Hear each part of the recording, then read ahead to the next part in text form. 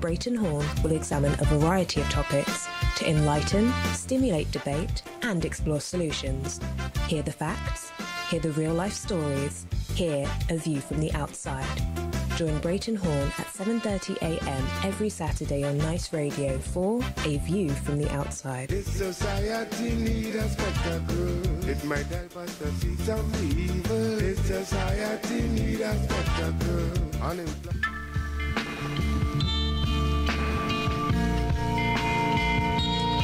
Another of those beautiful Saturdays here in St. Vincent and the Grenadines. Had some early morning showers with nice cool morning walking up the hill. Let's see how it is in the United Kingdom. Good morning to you, Mr. Horne. NICERADIO, good morning.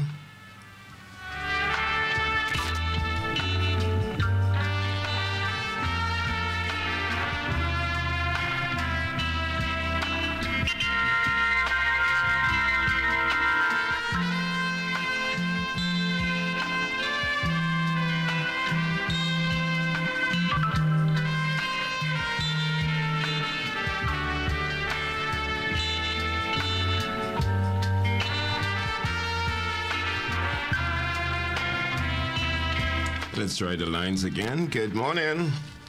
Good morning, Randy. How are you? I'm doing great. Good to hear you. And how are you this morning? I am very good as well. Good to hear you too. For a moment, I wondered whether you were going to be on because you didn't come on at your usual time, it seems.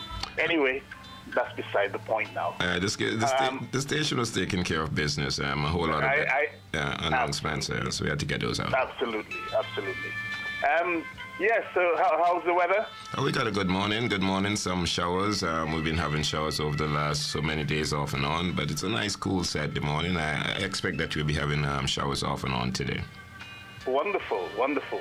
Good morning to all of St. Vincent and the Grenadines and to all our listeners everywhere. Randy, we have very good weather here this morning as well. In fact, it is mostly sunny. There's quite a lot of sunshine around, and the temperature is quite good too. It's 23 degrees Celsius, which is approximately 73 degrees Fahrenheit. And as you know, Randy, it's Bank Holiday weekend in England, and it's the Notting Hill Carnival in London. In fact, Notting Hill Carnival starts today, and over 2.5 million people are expected to descend on London from across Europe and across the rest of the world. So the festivities begin today in earnest. Carnival happening all across the world. Any representation from St. Vincent and the Grenadines you know about? Not that I'm aware of. I'm not saying that there isn't any, but not that I'm aware of. But the festival plans to be, as usual, a very good one. It's usually a very good one, and the plans are that it will be a good one this year as well. So we wait to see. Over the years, there have been a bit of violence at Notting Hill, but the violence seems to have been reducing year on year. Last year, there were very few incidents, and let's hope that there are none this year. Oh, that's great news. That's great news. It's always good for the Caribbean people come together to have a good time. Sometimes we mess up, but it's good news that the violence is going down. Oh, yes, Randy. It's been reduced significantly. And the policing seems to be getting much better as well, and much better at detecting crime too. West Indies playing cricket in your area. Jeff Boycott is saying it's the worst test team he has seen in 50 years. Did you get to see it? Randy Boycott is not alone.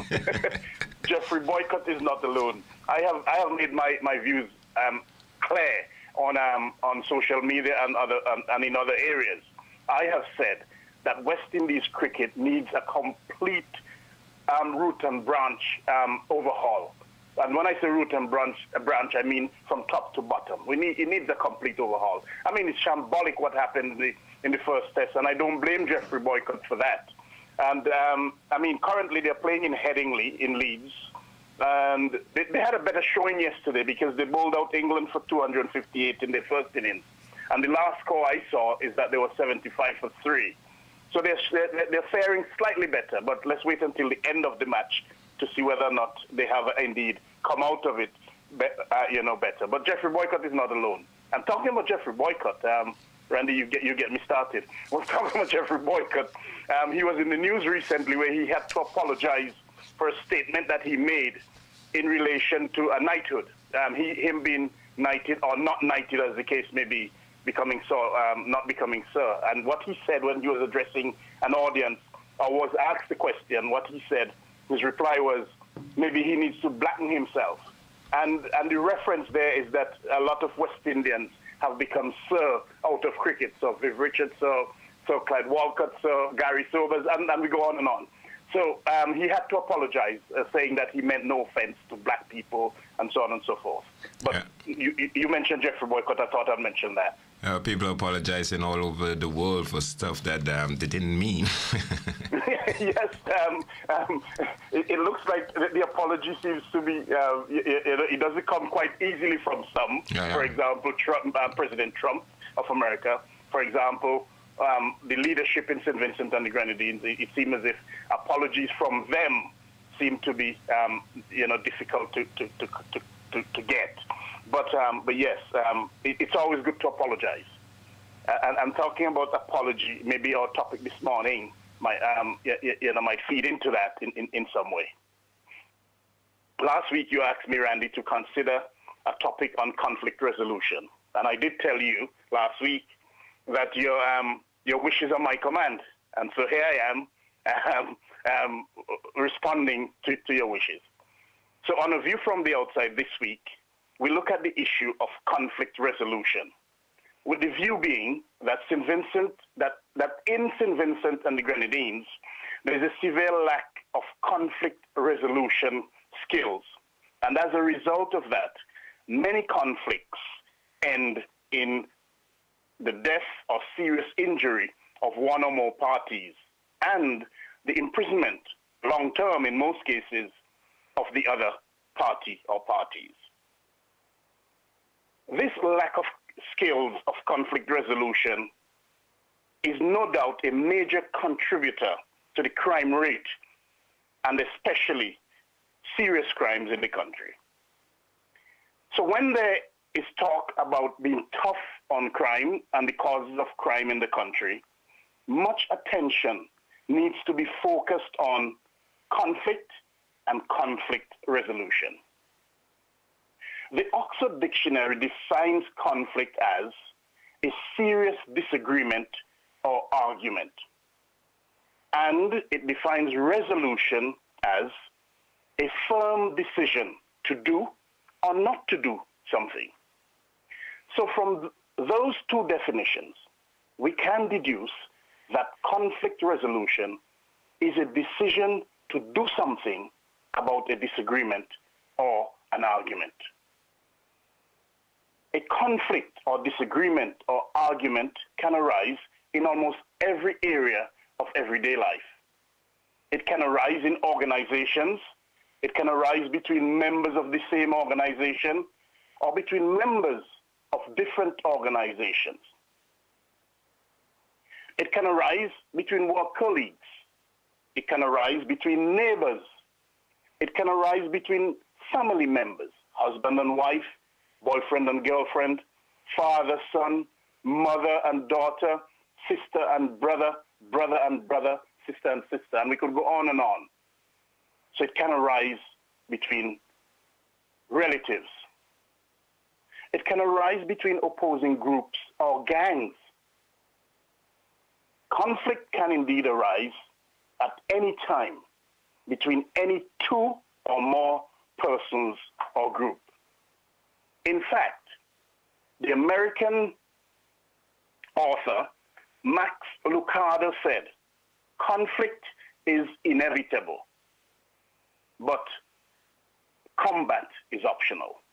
Those are his words, Max Lucado. Conflict is inevitable, but combat is optional. The idea being brought out there is that in most aspects of life, we cannot avoid conflict. But since we cannot avoid it, we ought to take steps to find a resolution to it. In other words, whilst we cannot avoid conflict, we do not have to fight to solve or resolve it. How then can we do this? Well, conflict resolution skills are skills which can and ought to be taught. We need to teach these skills. In fact, it is imperative that we teach these skills to our children. President Bill Clinton also recognized the need to teach these conflict resolution skills to our children.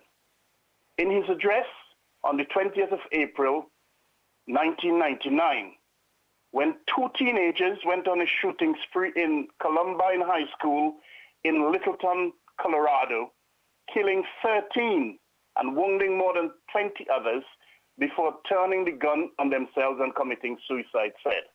This is what President Clinton said. We do know that we must do more to reach out to our children and teach them to express their anger and to resolve their conflict with words, not weapons.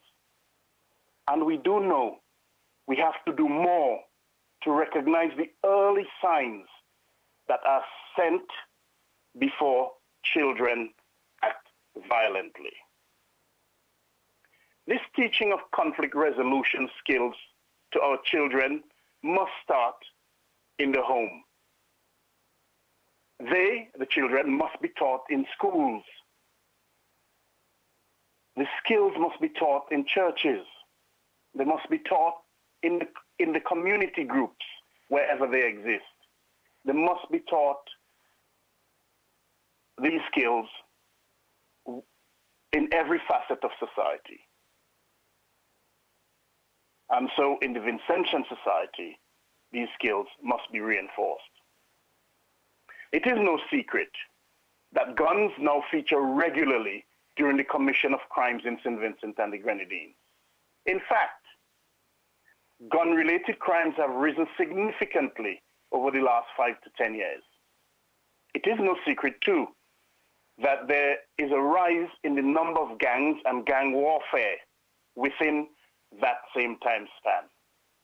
All too frequently, we hear of another shooting. All too frequently, too, it is one young man shooting and injuring or killing another. Whatever the reasons are for those shootings, we cannot continue to lose our young men, and sometimes women too. So we must teach them that when they disagree on anything, or when there is an argument between them, they must try, at the very least, to resolve it without violence. Let them know that it is all right to disagree with others, and that even if they disagree, they should and ought to do so with civility. Teach them to understand that dialogue is the most effective way of resolving conflict. In other words, teach them to talk to each other about the causes of conflict. Teach them to raise their voice, not their fist, or a knife, or a gun, or another weapon for that matter. In other words, help them to learn the art of speaking and negotiating rather than resorting to violence. Help them to understand that there is no harm in walking away from a conflict. In fact, walking away provides the opportunity for cooling off, for reflection, and for ensuring as much as possible that violence does not occur. We must teach our children to learn from the great examples of those in history who were skilled in the art of conflict resolution. And these include people like Martin Luther King Jr. and Nelson Mandela. We must teach our children to understand that there are negative effects of resolving conflict with violence. Let them understand the heartache and pain that violence causes, not only to the ones directly involved in the conflict itself, but to many others as well.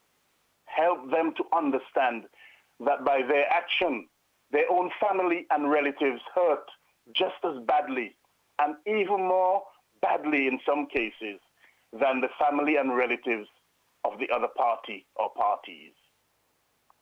Help them to understand how costly their action can be for families, relatives, and friends, as well as for their village, their community, their town, or the entire country as a whole. Let them know that people die or suffer serious injury. Let them know that they can be killed or seriously injured, or that they can spend the rest of their lives in jail. Help them to understand the psychological pain and guilt to others. Yes, help them to understand the harsh realities of their actions. While we, on A View from the Outside, advocate the teaching of conflict resolution skills to our children, we must understand and emphasize that it cannot be done in a vacuum. And so, we also advocate that we, ourselves, as Vincentians, we must ensure that we learn, as adults, we learn and develop those skills also. We must ensure that we set the example, because we know that the younger ones have the tendency to copy what older ones do. We cannot have our leaders vilifying and denigrating others, giving the impression that that is the only way to lead. So we must ensure that we set the example. We must also create the environment to help the younger ones. We must provide adequate sporting and community facilities. And we must provide the opportunities for them to develop a sense of belonging and community spirit. We must create employment and employment opportunities so that they can be gainfully employed and occupied. If we teach our children those crucial conflict resolution skills, and if we ourselves learn and practice them, if we provide the enabling environment for them, then we are more likely to have a society where people will be more tolerant and amenable to others. We are more likely to have a society which could see a reduction in serious crimes. We are more likely to have a society which will no doubt be better overall. Nelson Mandela, while delivering a speech to the European Parliament in 1990, in reference to South Africa, which was just emerging from apartheid, said, this is what Nelson Mandela said, I quote him, "Great anger and violence can never build a nation. We are striving to proceed in a manner towards a result which will ensure that all our people emerge as victors," unquote. On A View from the Outside, we say, let us all, as Vincentians, make similar strides to ensure that our people, all of our people, emerge as victors. Until next week, Randy, this is Brereton Horne with A View from the Outside, with a reminder to our listeners to send feedback to aviewfromtheoutside@hotmail.com. That's aviewfromtheoutside@hotmail.com. Randy, have a pleasant Saturday. Have a very good Sunday, an enjoyable weekend, and a fruitful and conflict-free week ahead. Appreciate this, my man. Thank you, Brereton. You're welcome, man.